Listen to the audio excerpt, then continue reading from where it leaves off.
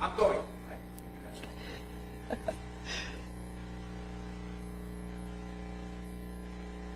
Are you good? All right, excellent. Okay, officially starting. Thank you.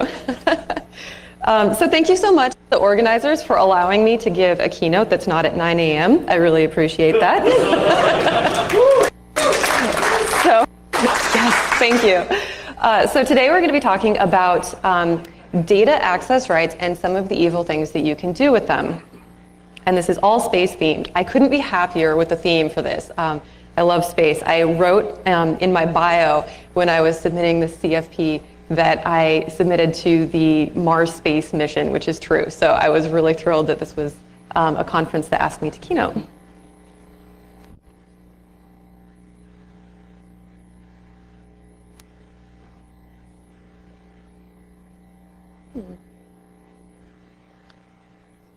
All right, I guess we have to do this manually. So, my name is Amber Welch. I evaluate corporate privacy programs for a living. I do both privacy audits and readiness assessments for, I think I lost audio again. I do readiness assessments for organizations that have privacy programs that they need to make sure are in compliance with certain privacy laws. So I've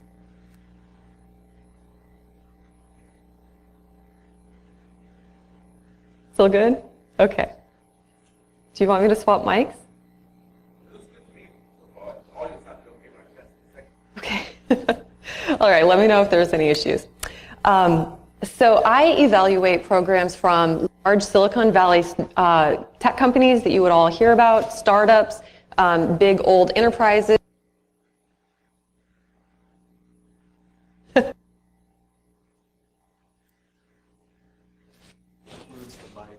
Is it okay? We'll try this again. So essentially, I read privacy laws so that you guys don't have to. That's the moral of the story. Thank you.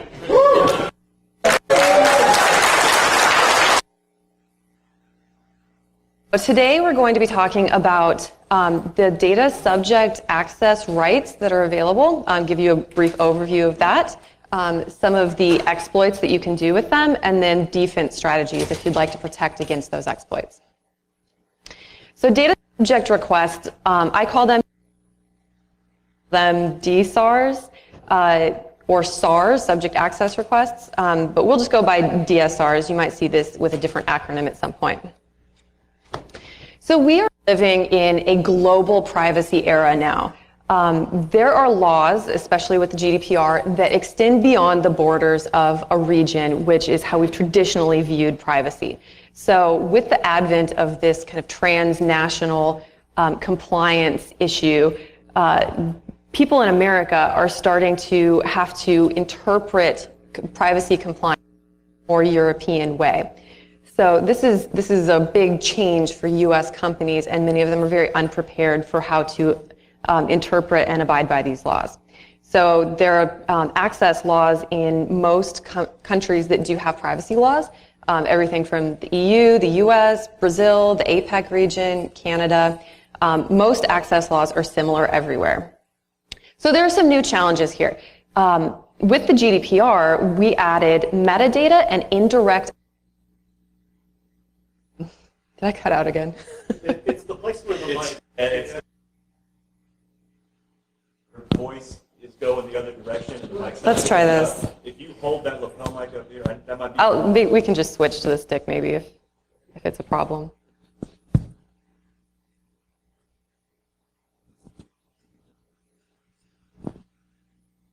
Let's turn that off. Thanks. Yeah. Drop mic.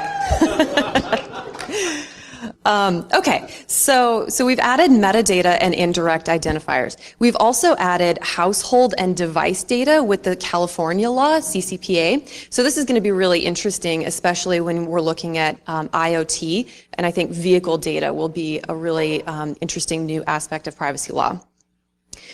We also have added the concept of linkable data. So most people, when they think of PII, they think very much in terms of standard, human-readable information that they can look at and say, this is a person's information. It doesn't really work like that anymore now. If data can be linked to a person, it's now personal data. So we have to kind of change how we're thinking about what is personal data and what needs to be protected, like PII. We're also running into a really interesting issue where data controllers, the organizations who are responsible for the data, are now potentially responsible for data that they didn't intentionally gather. They still have to provide those privacy rights even when they weren't the ones who meant to gather it. So this is a kind of controller without control concept. An example of this is this guy who sued Google Spain because he wanted his personal information removed from search results. Google's position was, that's not really our problem, we're a search engine, what do you really expect us to do? But the EU ruled in his favor, and Google Spain had to honor his data subject request, the right to be forgotten. This is going to be really interesting for facial recognition technology. So here we might have potentially one of the best ways to fight back against facial recognition technology for public spaces where people aren't really able to give consent. We might be able to use data access laws to retrieve our data and demand that it's forgotten. So what you want to remember from this is that potentially any data is personal information now. Even if it's not currently personal data, if it could be linked to a person, then it's possibly PII. So what have companies done to deal with this? Mostly freak out. They've just panicked. They don't know how to deal with it. American companies in particular are not used to thinking in terms of privacy as a right, a human right. They think of it in a sectoral way, like this is health data, this is financial data, this is card data. That's not how the EU thinks of personal data, and it's not something that Americans are really used to. So the response has generally been just give all the data, please don't sue us, we don't want any complaints. Most companies that are very large or unfamiliar with this have outsourced to legal firms, which can be pretty expensive. And lawyers, on the whole, don't tend to think as much about security as all of you fine folks do.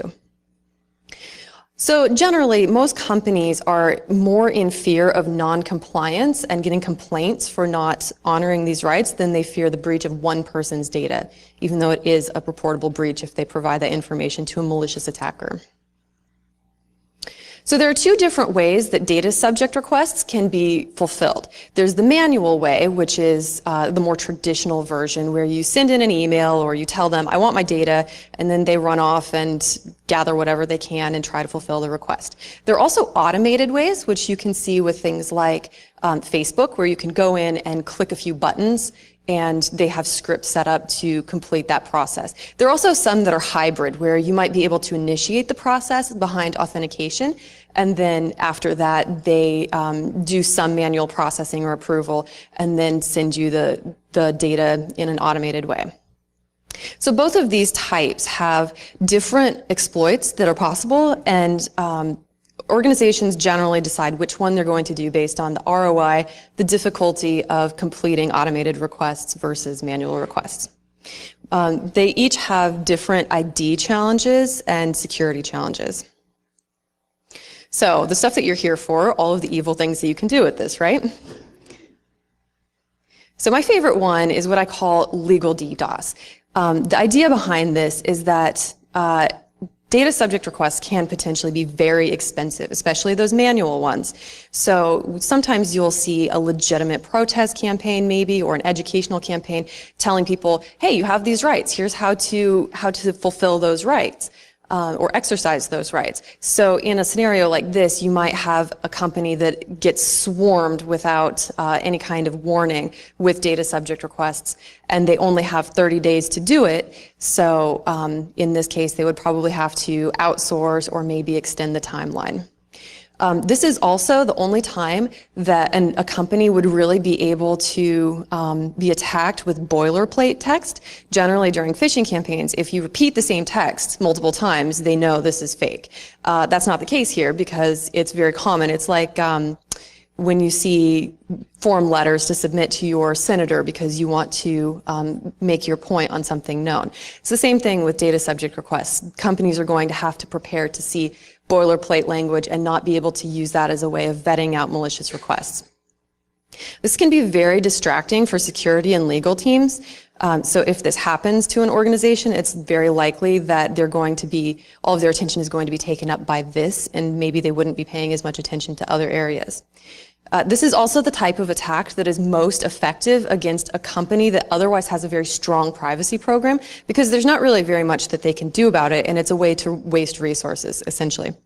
This will also likely happen after any kind of public data breach, because anyone who is affected is going to think, oh, okay, so I want to know what you have on me if you got hacked. So if your organization has a publicly reportable data breach, this is going to very likely naturally occur with that. It should potentially be an aspect of your incident response planning. So this guy submitted a data subject request that the company outsourced to a legal firm, and it ended up costing them £140,000 to respond to that. So in cases where they have to do manual responses, these can be very expensive. Data subject requests used to be, they used to be able to charge a £10 fee, £10 fee in the UK, and the GDPR removed that. So data subject requests are completely free. You are not able to charge a fee for them. So there's really no disincentive to submitting a bunch of them. The only study I've been able to find that tracked the average cost of manual DSRs was in the UK, and their estimate was that the average manual DSR cost £145 for processing. So even when there was a £10 disincentive, it's still quite expensive for the company. So this can add up very quickly. So I'll give you an example of what this looks like in practice. So Twitter thinks that I am a man. This is something that you can find in your Twitter settings. If you want to go in and look at your profile, it will tell you what Twitter's best guess about your gender would be. So I thought, well, let's just ask the DPO why they think that. So I submit a DPO request, and they took about 2 weeks to respond with this. They paid a lawyer to write this. This is what's really interesting, is that there's some potentially generic language in there, but they actually had somebody go in, probably a lawyer, read my stupid question about why they decided I was a man, generate a response that was going to stand up in court if I complained about it, and send it back to me. And I have the right to just keep asking them questions about this if I want to. And then we could all do this, and imagine how much time in legal fees that would take for them. Also, I don't know if any of you saw this going around Twitter recently. How many of you remember ship your enemies glitter? Yeah? Okay, so somebody took the same idea and decided to ship your enemies GDPR, which is kind of the natural outcome, I think, of a law like this. So this is a website where you can go in and generate a form that makes every possible legal request for a data subject. The form exercises every single right, and all you do is copy it to your clipboard and then send it in.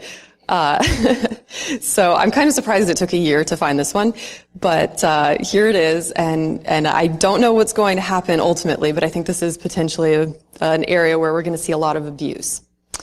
I also want to remind you that this is completely legal. This is even though it's dumb and obviously malicious, you can't turn it down just because it's malicious.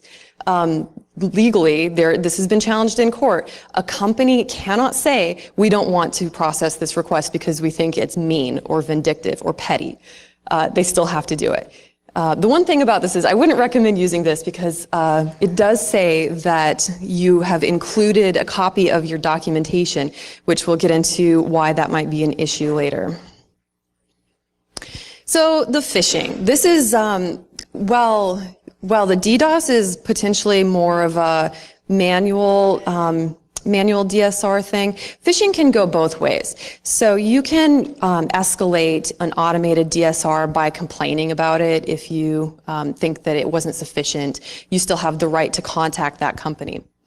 So there are quite a few things that you can do to kind of mess with people. And one thing to keep in mind is that you're always able to contact a company and ask for a data subject request verbally. So that means that for any people who like to do social engineering, you get to have tier 1 support on the phone talking about personal data.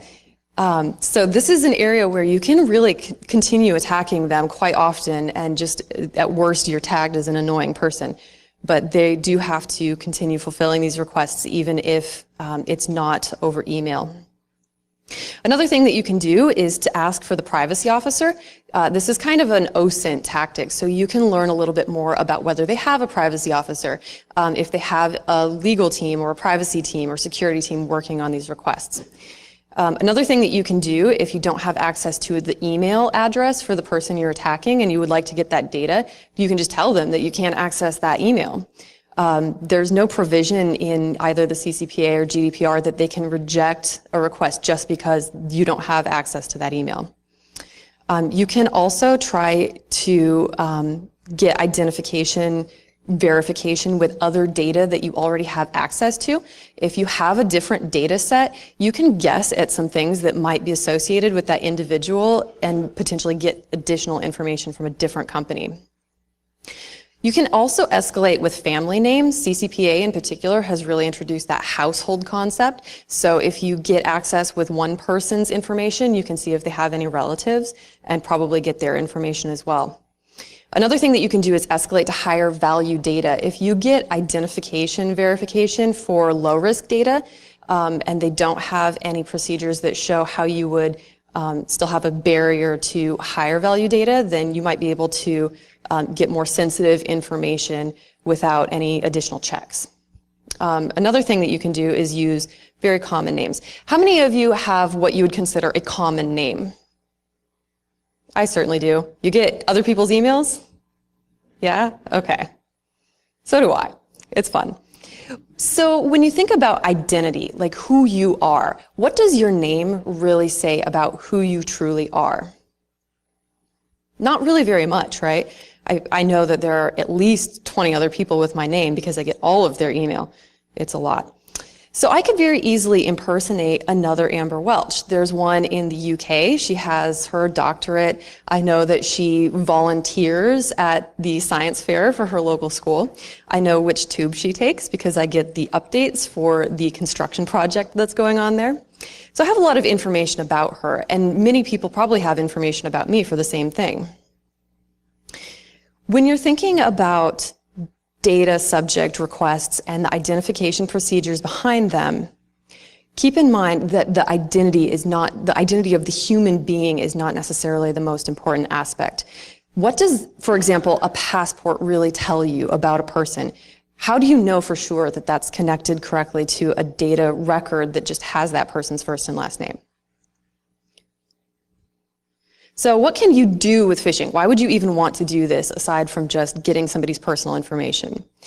Some things that you can do are to confirm profile data. If you have a different data record and you want to make sure that that's the right person, you might be able to identify other pieces of information about that person. You can match users across data sets. If you have multiple data sets with personal data and you want to link up records to get a fuller picture of someone, you would be able to do that. Learning new information about them, obviously. This is also, I think, highly volatile for spear phishing and CEO fraud, because if you're doing a highly targeted campaign and you want a lot of information about someone, attacking a different company with a data subject request would probably give you some information that you could use to impersonate that person in the target company that you're actually going after. There are a few other malicious requests that people have been doing. One of them is guerrilla marketing, where privacy vendors will submit fake DSRs just to be annoying so that they can show how annoying it really is, with the idea that eventually somebody will cave and buy a vendor solution or outsource to another firm to deal with the requests.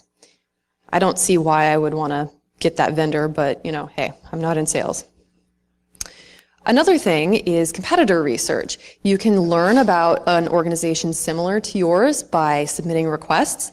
You can learn about their process, or you might be able to learn about their internal structure as well. Disgruntled employees are have been using data subject requests in the EU, at least, for quite a long time to waste resources and just generally pester the company that they used to work for when they have left on bad terms. Related to that, in employment law, a lot of lawyers have been using data subject requests as free discovery tools and as a way of manipulating companies into settling if they feel attacked by data subject requests. And the most concerning one that I've heard about is the potential for intimate partner violence, stalking, and harassment. It's very easy to impersonate a loved one, right? You know so much about them. There's almost nothing that would be secret in this case. So if you're going based on something like security questions, then it's likely that a person would be able to access things like location data, messaging data, and photos, which can be very damaging in this scenario. So if you want to evaluate a privacy policy, you want to kind of get a sense of how strong a privacy program actually is, then go to the privacy policy online and check to see when it was last updated. If it's very vague or it's very old, it's possible that they don't spend a lot of time thinking about their privacy program and might be a great target for an exploit like this. Also, if they don't have any privacy or security officer, it's probably an organization that doesn't invest a lot of resources in this topic. This is an alluvial diagram from an organization called pribot.org. You just go in there, put in the URL of the privacy policy you want, and then you don't have to read it, which is great because who wants to read a privacy policy? And then you'll get a high-level overview of what they include and generally the complexity of the policy itself. So the strong one you can see has a lot of information. They give a lot of detail, while the weak one ends in unspecified choice. It doesn't really give any details. So there are a few common profiles of weak targets. Companies that have a lot of indirect identifiers that aren't necessarily associated with account data will have a more difficult time identifying data subjects. Also, international charities are a good target because they're generally required to comply with a lot of different privacy laws without necessarily having a very large budget to do it. Also, people who work for charities want to be helpful, which is great when you're doing social engineering. Social media startups are another area where people tend to be a little less concerned about compliance. They're more interested in monetizing data, less interested in protecting it. Same thing with small and medium businesses in minimally regulated industries. So, for example, this would be maybe hotels where there's not a lot of regulation aside from just general privacy laws, but they do actually have a lot of data that would be very useful. Also, applications that don't have 2FA are going to be a big target. Very infamously, Spotify doesn't have 2FA. So I found this on Twitter. Someone had a data subject request maliciously submitted because their credentials were compromised. This seems like a kind of an obvious problem, but Spotify is quite certain that it doesn't want to add 2FA for some reason. So let me show you what an automated data subject request looks like in Twitter. So all you have to do is you go into your settings, you have to put in your password again. It doesn't prompt a second 2FA. Even though I have 2FA on my account, it doesn't re-authenticate with that second factor to get to this screen. All you do is click request data, and then you go away because it just says that it's working, and eventually you get an email that says the data is ready. I find this a little problematic since you do have to authenticate. I did tell Twitter that this seemed like a problem. They're still looking into finding the solution to it. So all you do is click that link and it takes you back to the same screen and you click download. Simple as that. I do want to point out that during this waiting period, which was only about an hour, there's no email notification that this request had been submitted. There's no visible banner or anything in the UI that would say this had happened. This is all of the information that you're able to get in 1 hour with nothing other than just the password. It is the entirety of your metadata, your messaging, your media, essentially everything that you have ever done on Twitter, and for some of you that may be 10 years of personal data, is very easily compromised. So this is kind of terrifying, I think. We've known about this as a potential problem for over 40 years. Academics in particular and policymakers have been talking about this as an issue. Subject access rights would probably increase the incidence of personal records being accidentally or deliberately opened to third parties. And yet, how many of you before today ever really thought about this topic? Right, not very many. One of the problems with that is that legal teams have been running privacy for so long and haven't really been getting advice from security teams. For some reason, lawyers and security people just are like oil and water. They don't get along that well, and I would like to change that because I think that this is why we've gotten to such a poor place with privacy rights. So now that you know about all of these scary things, what can you do in defense? So there's three primary things that we're trying to accomplish here. These are the threats that we're trying to strike an appropriate balance between. We don't want to do invasive identity checks. So we don't want to be gathering a lot of sensitive information that doesn't actually do anything to identify a person, right? Because that's just more data and potentially exploitive. We also don't want to simply deny access to everyone because then what's the point of even having privacy rights? Also, you might get sued because that defense doesn't go too far. But at the same time, if you give information to someone who is a malicious attacker, that's a reportable data breach. So we have to hit that narrow band between all three of those items. So this is how a DSR process usually works. A request comes in through like a generic form or an email inbox. Somebody does intake, sorts it as valid or invalid, and then decides who it goes to next for processing. High-risk items generally go to legal. And then any kind of manual processing gets sent to IT or a DBA. Usually there is no security review whatsoever on this. The procedures usually just say something like identify the person, if it says that at all. There's no instruction how to identify the person. There's no expectation for the standard of proof. And there really isn't usually any kind of information about what documentation needs to be retained to show that you did appropriately identify that person. Also, I've never seen a company include procedures for how to validate a mailing address for paper copies, which is one of the things that you can request. So if you don't have access to that email address, you can ask for it to be mailed to you. And if the company doesn't have your mailing address on file, what do they know? That's probably your address, right? That's what you asked for. So some of the challenges with this are linking the data with one person. So again, with that issue of the name, how do you know for sure that you have the correct data subject, even if they have the same name?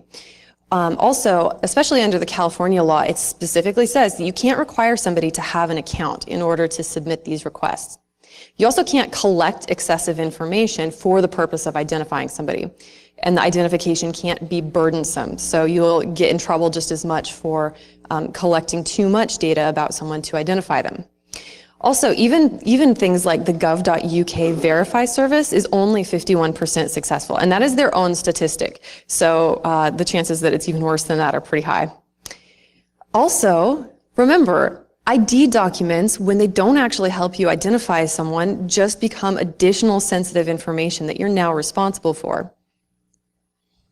So remember, you don't need to see identification.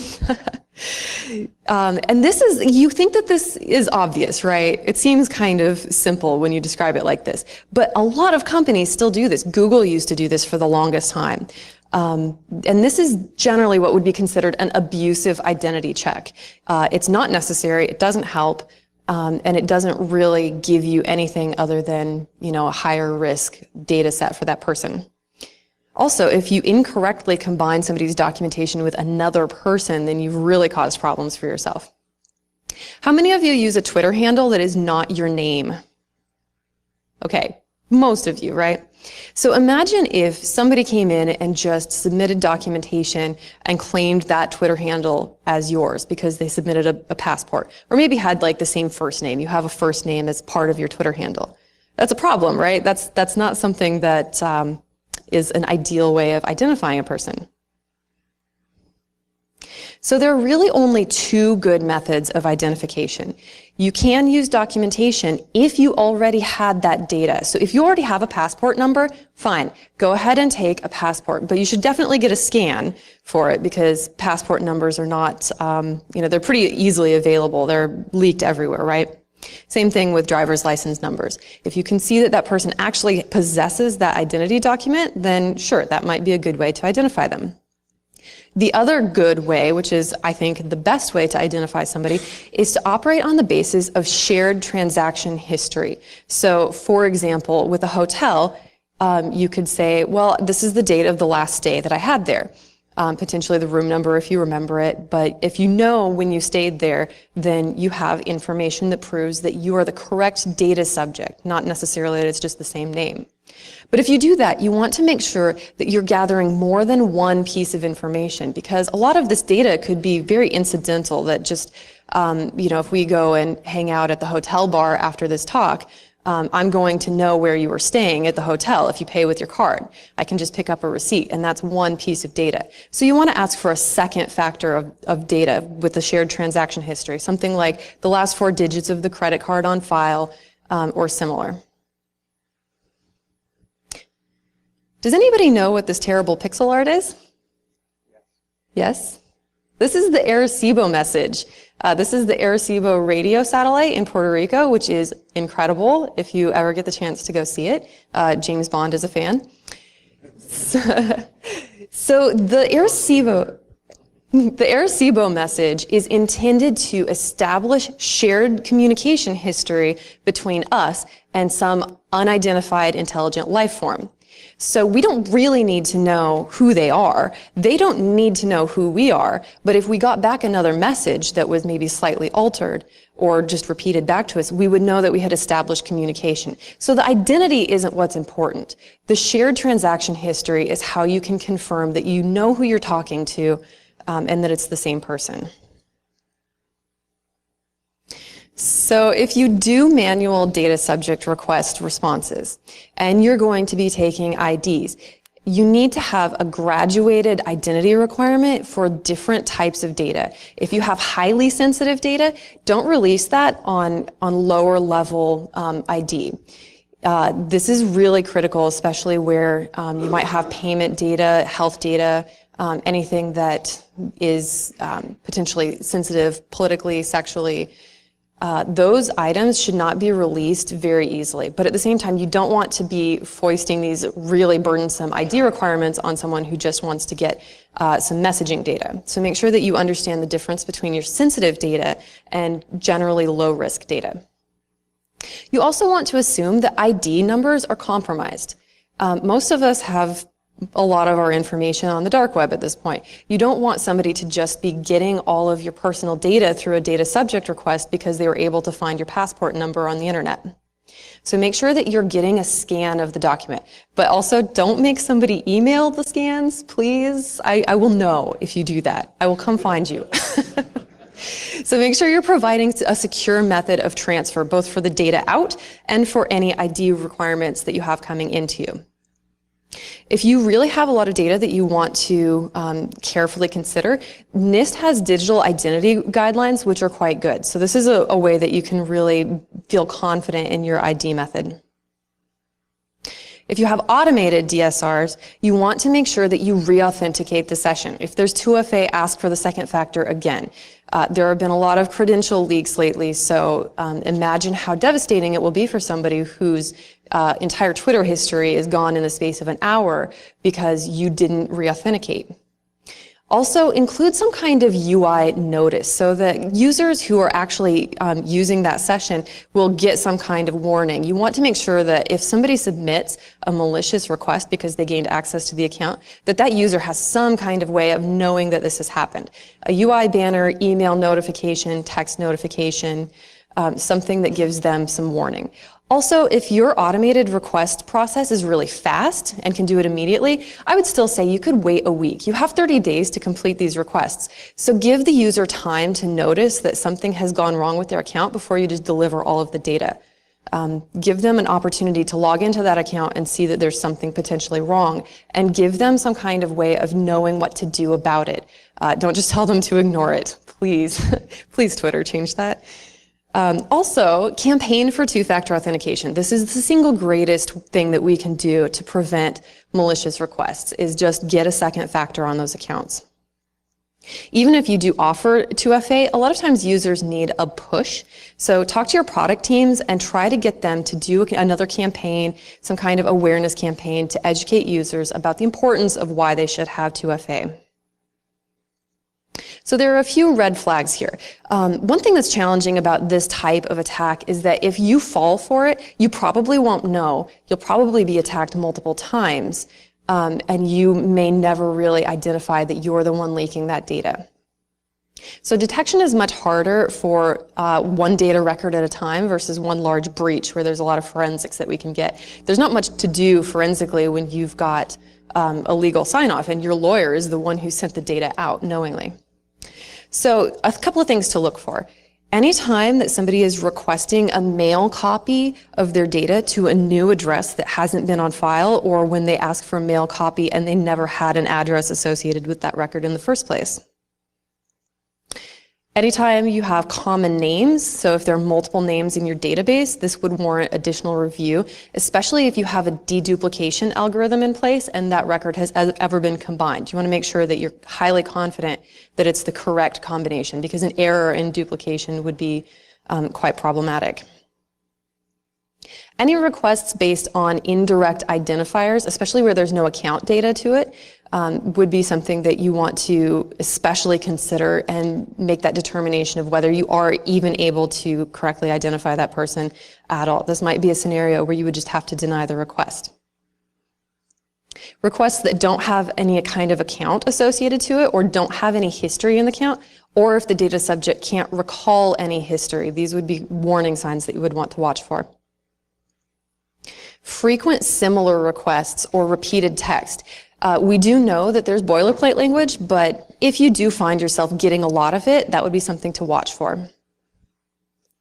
And generally, any unexplained increase in data subject request volume would be an indicator that unless you know why that's happened, then you might have some kind of malicious attack going on. So please remember, sending out data that's not to the correct person is a data breach. It's not just a mistake, it's a reportable data breach that you have to notify. All right, this is pretty dense, so here's my cat.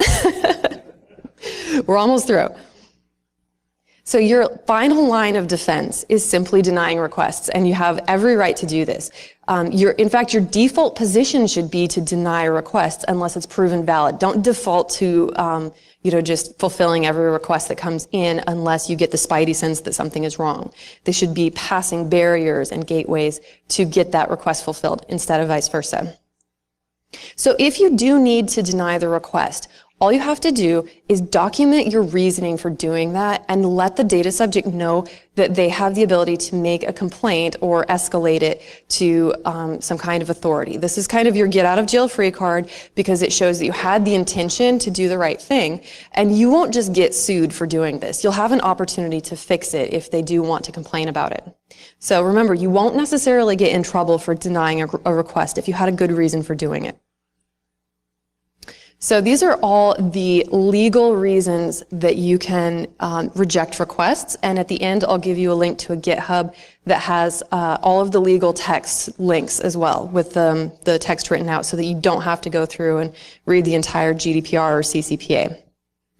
So you're allowed to reject any kind of repetitive or abusive requests. So this is something where you would want to keep good track of what you had gotten previously. If somebody is just clearly being a pain, then you are able to say, okay, enough is enough, stop bugging us, these lawyers are getting really expensive.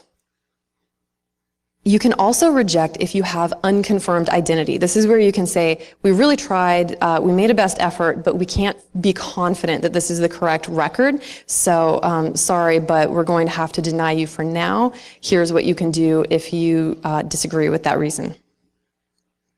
Any data that's not clearly associated with a confirmed identity can also be rejected. So you can do a partial fulfillment of data.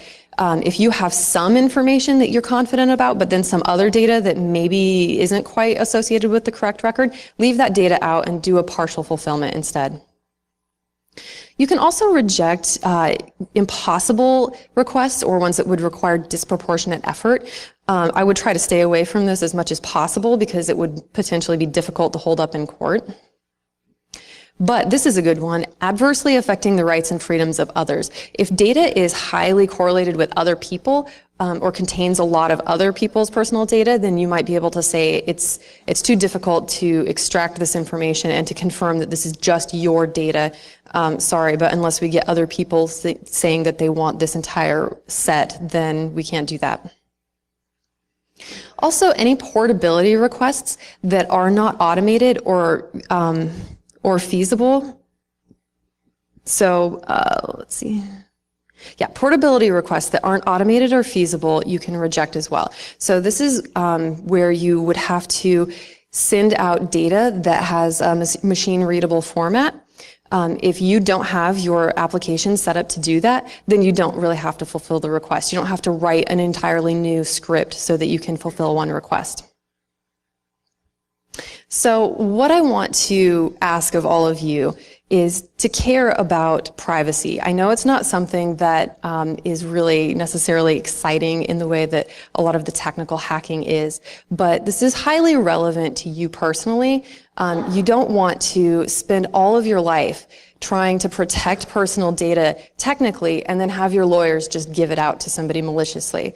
If you lose sleep thinking about a data breach, then we should lose sleep about this one as well. So please remember, you can have security without privacy, but you can't have privacy without security. And that means all of you fine folks here today. If you want to see any of the sources, you can take a photo of this slide. If anybody has questions, I can take them now.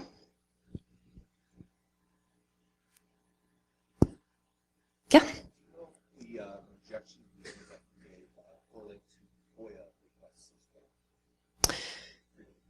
If the rejection reasons correlate to FOIA, so correlate to reasons.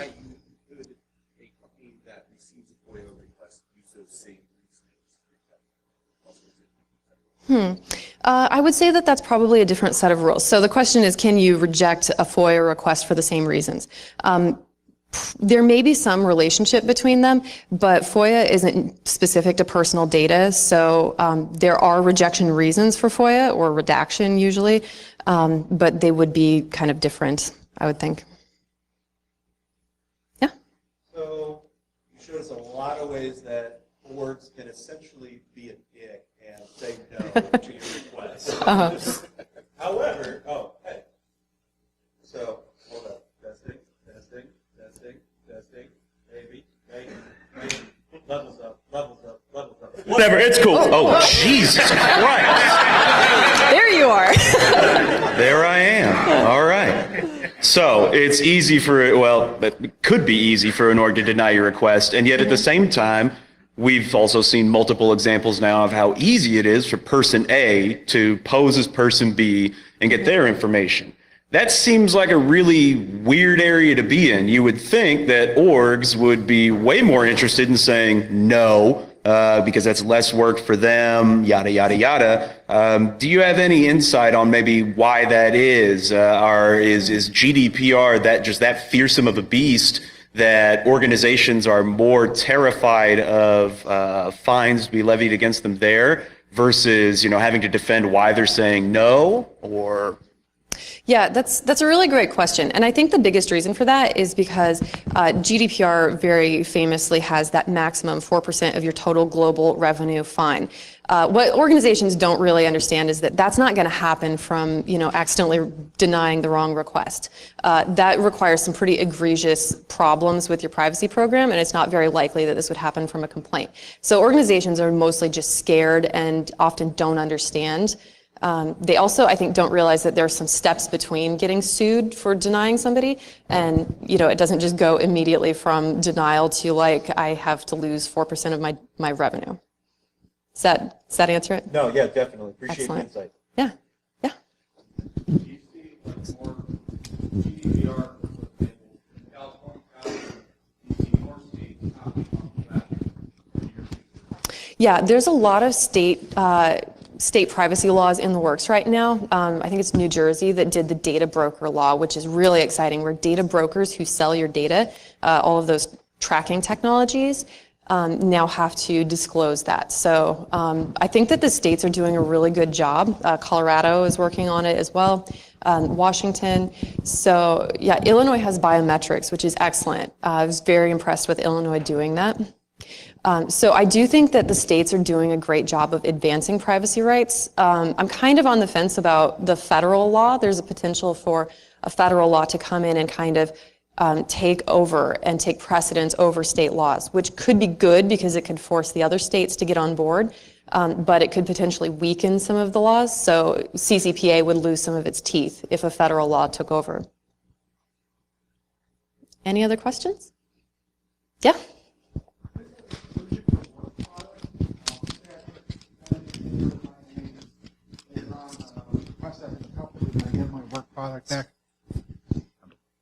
Can you repeat it? I didn't catch everything. Okay. With the work product, when I write a document at work and I tag it with some metadata with my name and some identifying information, and then later on request that back, is there any type of workplace or work product exclusion that could be denied? Yeah, so in that case, things like the right to be forgotten are based on consent, and in that area, they wouldn't have the data on the basis of consent. It would be work produced under contract, so you don't have the right of data being forgotten or deleted, but you would potentially be able to request a change if the data was incorrect. Maybe you changed your last name because you took your wife's name, like you should.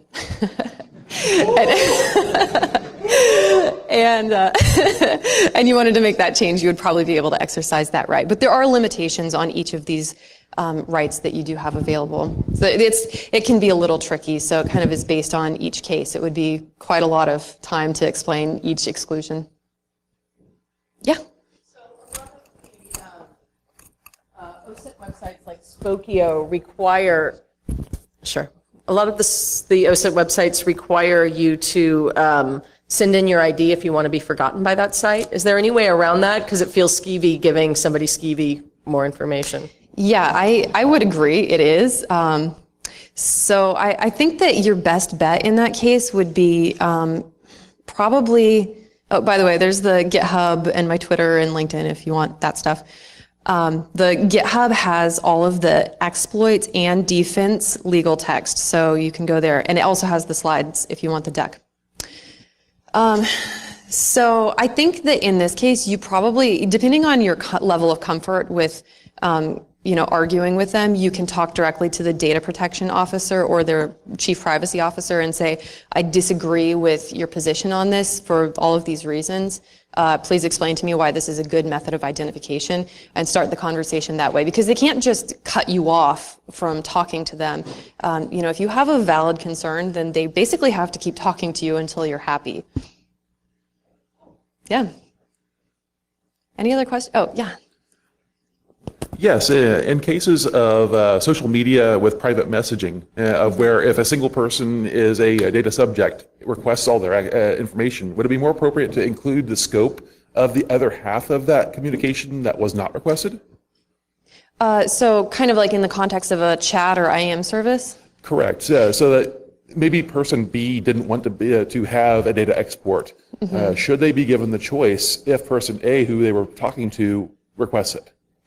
So in that case, I guess ultimately, if you didn't want that data to belong to the other person, you shouldn't have sent it to them. Or you could use a service that had exploding messages if you were concerned about it. But once you've delivered something by chat or IM to another human, then that data kind of belongs to them also, because it's joint record. So if they can copy it, then basically it's their personal data now as well. Any other questions? Yeah. Person C through, if you have a platform, like he said in Twitter, and you've got person A and B speaking about person C through some sort of a direct message, and person C puts in a request like this, would there be any responsibility of the platform to be able to track that and identify where that person was being discussed? Okay, so that would go into adversely affecting the rights and freedoms of others. It's my right to, say, do you remember that guy who asked that question today, and talk about you if I want to. I get to do that. So it would be an invasion of those people's privacy to go in and find out everything that they said about you. So that's also, it's protective for that intimate partner stalking and harassment as well, because you don't want to give somebody the opportunity to just basically, read everything that was ever said about them.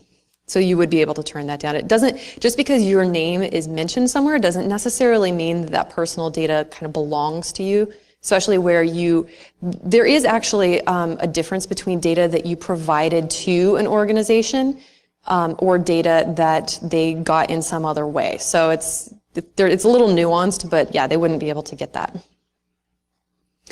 Any other questions? No? Okay. Well, in that case, I will be outside if you want to talk additionally about any other questions that you have. And thank you so much for having me.